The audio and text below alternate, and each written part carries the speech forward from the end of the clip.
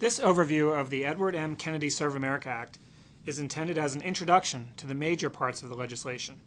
It is organized by discrete topics, which you can view individually or together. Because we have limited time in this presentation, we are only discussing some of the high points of the Act. The Corporation has prepared other guides with more detail, including a 13-page summary and an even more detailed table comparing current law to the new legislation.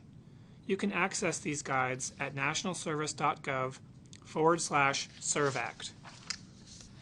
The Serve America Act marks the first time Congress has reauthorized the corporation since it was created in 1993.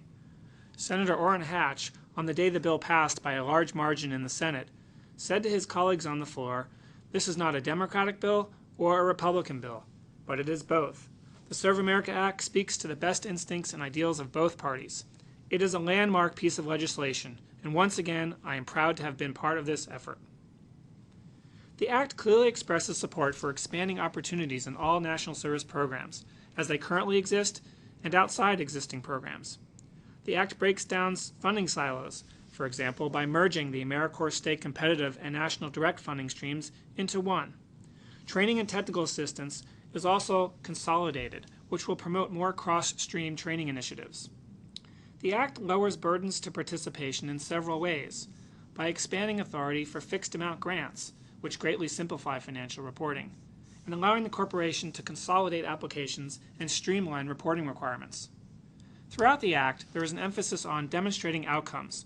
For example, in the new service corps in AmeriCorps, the legislation actually spells out the types of performance indicators required, including high school graduation rates for education programs and access to health care for uninsured individuals for health programs.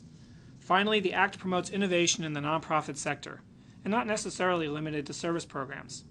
Most prominently, a new social innovation fund provides seed funding for fledgling initiatives and scales up innovative programs that show results. Let me start with a few caveats. The Kennedy Serve America Act amends the corporation's authorizing statutes, but does not itself appropriate funds. The process of providing actual funding for the corporation's fiscal year 2010 operations awaits the annual budget process. Also, the effective date for the Act is October 1st, 2009, but not everything will necessarily change on October 1st. For example, if Congress does not approve a 2010 budget before the beginning of the fiscal year and instead passes a continuing resolution, then some of the changes in the Act will await passage of the 2010 appropriation. We've also gotten calls from members asking, if I'm serving on October 1st, does my education award increase? The answer is no. The amount will increase for positions that we fund using 2010 funds.